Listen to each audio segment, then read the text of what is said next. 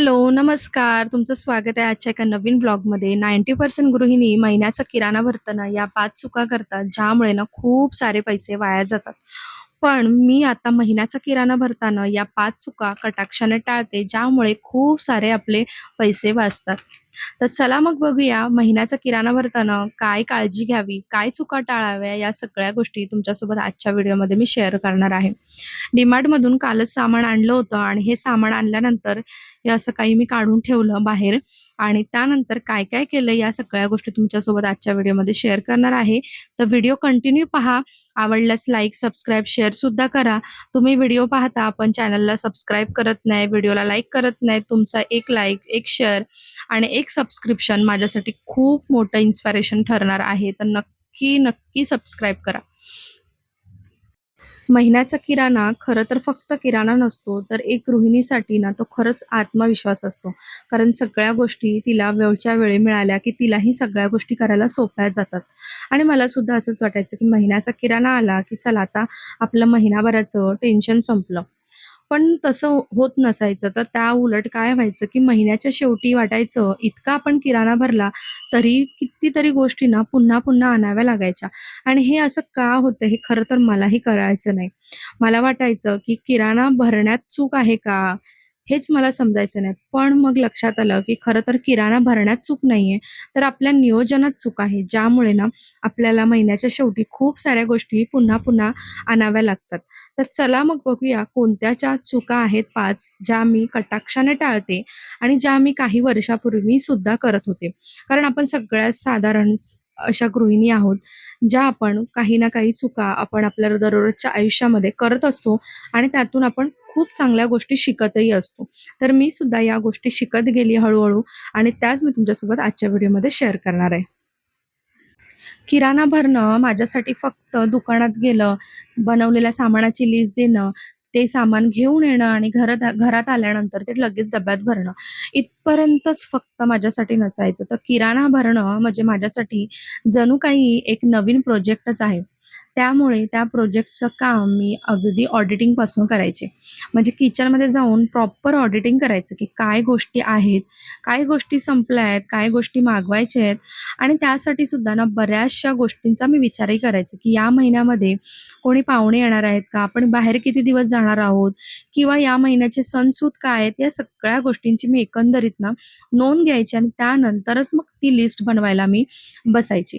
बरं ही लिस्ट बनवताना सुद्धा ना मी 3 गोष्टीमध्ये त्या किराण्याची लिस्ट जी आहे ती डिव्हाईड करायची. म्हणजे दैनंदिन वापर, मासिक वापर, स्टॉकमध्ये काय ठेवायचंय, तर या सगळ्या गोष्टींची मी नोंद ठेवायची. खरं तर ना हीच एक आपली पहिली चूक असते, की आपण स्टॉकची लिस्ट बनवतो म्हणजे किराण्याची जेव्हा लिस्ट बनवतो, तेव्हा याचा आपण खरंच विचार करत नाही, की दैनंदिन वापरात आपल्याला काय गोष्टी हव्यात, मासिक वापरात काय हव्यात, काय गोष्टींचा स्टॉक केला पाहिजे. काही गोष्टी आपण रोज वापरत नाही, जसं की साबुदाणे, शेंगदाणे, गूळ, चीज, बटर, काही सॉसेस. पण या गोष्टी ना आपण जास्त प्रमाणात भरतो.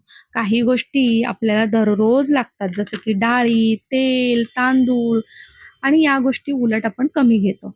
आणि काही गोष्टी आपल्याला जरी महिन्याला कमी लागत असतील, तरीसुद्धा त्या जास्त प्रमाणात भरणं गरजेचं आहे. त्याचा स्टॉक करून ठेवणं गरजेचं आहे. जसं की तांदूळ, गहू, तेल या गोष्टी आपल्याला जास्त प्रमाणात लागत असतात आणि या गोष्टींचे भावही वेळोवेळी वाढत असतात. त्यामुळे ना सगळ्यात बेसिक गोष्टी लागणाऱ्या असतात, त्यांचा आपण स्टॉक जास्त करून ठेवला पाहिजे. तर या गोष्टी ना आपण नोंद केली पाहिजे आणि त्याचप्रमाणे ना आपल्या किराणा सामानाची जी लिस्ट आहे, तर ती बनवली पाहिजे.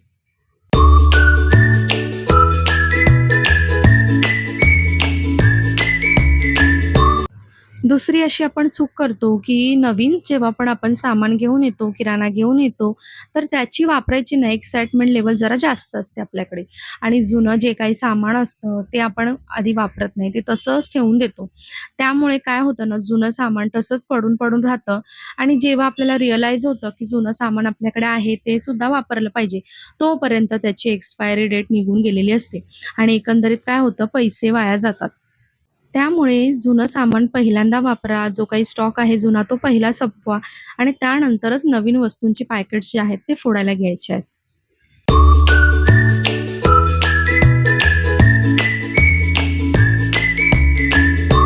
बऱ्याचदा असं होतं, की आपण डी-मार्टला जातो, मोठ्या बाजारमध्ये जातो आणि ऑफर्सला बळी पडतो आणि खूप साऱ्या गोष्टी ऑफर्समध्ये घेऊन येतो. डिटर्जंट, सोप, हँड वॉश, वेगवेगळे सॉसेस, फॅन्सी आयटम ज्याची खरंच आपल्याला एक खूप जास्त गरज नसते. तरीसुद्धा त्या गोष्टी बऱ्याचशा घेऊन येतो. खूप सारे बिस्किट्स, वेगवेगळ्या गोष्टी. तर या गोष्टी ना थोड्या कमी प्रमाणात आणायच्या, ऑफर्सला बळी न पडता जेवढ्या गरजेच्या गोष्टी आहेत तेवढ्याच घ्यायच्या. कारण या गोष्टींची सुद्धा ना एक्सपायरी डेट असते आणि ती जर वेळेत आपण उपयोगात आणली नाही वस्तू, तर ती सुद्धा एक्सपायर होते आणि खरंच आपले पैसे सुद्धा वाया जातात.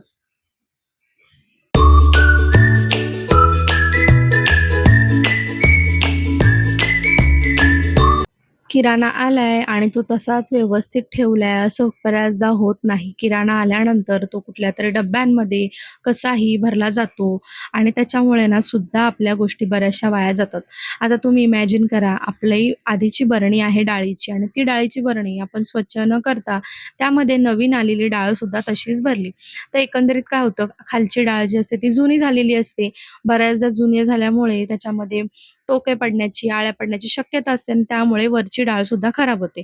त्यामुळे कुठलाही किराणा भरण्याआधी सगळ्या बरण्या, डब्बे स्वच्छ केले पाहिजे, सुकवले पाहिजेत आणि त्याच्यानंतरच त्याच्यामध्ये सगळं जे काही सामान असेल, जे काही किराणा असेल तो भरला पाहिजे. तर ही गोष्टसुद्धा ना खरंच कटाक्षाने टाळली पाहिजे.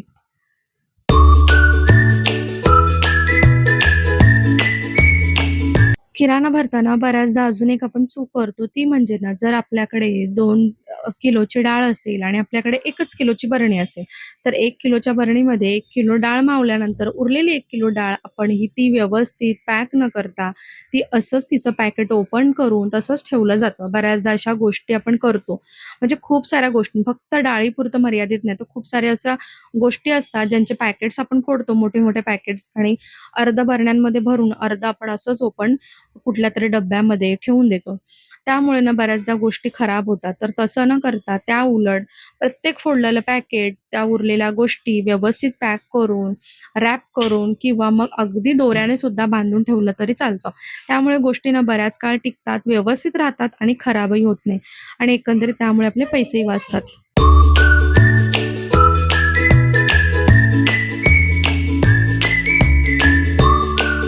लाँग एक्सपायरी डेट असलेल्या गोष्टी खरेदी करायच्या आहेत जास्तीत जास्त, त्यावरती जास्त भर द्यायचा आहे.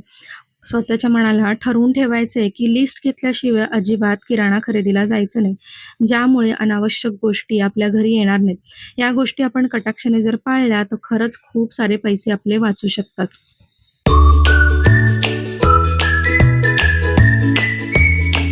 प्रत्येक डबा भरताना मनात एक विचार असतो. आता पुढचे अनेक दिवस घरातल्या सगळ्यांना काय आवडेल, काय बनवायचं, कसं सांभाळायचं यावर केंद्रित असतं. किराणा लावणं कदाचित कोणाला साधं काम वाटेल, पण एका आईसाठी, एका गृहिणीसाठी हे फक्त काम नाहीये, तर ही तिच्या घराला व्यवस्थित ठेवण्यासाठी एक छोटीशी जबाबदारी आहे. आणि शेवटी जेव्हा सगळे डब्बे भरून जातात, किचन नीट दिसायला लागतं, तेव्हा थकवा असतो, पण त्याहूनही जास्त समाधान असतं. कारण घर चालवण्यासाठी खरी ताकद अनेकदा अशाच छोट्या गोष्टींमधून लपलेली असते. किराणा भरणं खरं तर महाग पडत नाही, तर या छोट्या-छोट्या चुका ज्या आहेत त्या आपल्याला महाग पडतात. तर चला मग आजचा व्लॉग मी इथेच एंड करते. अपेक्षा करते तुम्हाला व्लॉग आवडला असेल. जर व्लॉग आवडला तर चॅनलला सबस्क्राईब, व्हिडिओला लाईक आणि शेअर करायला विसरू नका. चला पुन्हा भेटू. बाय.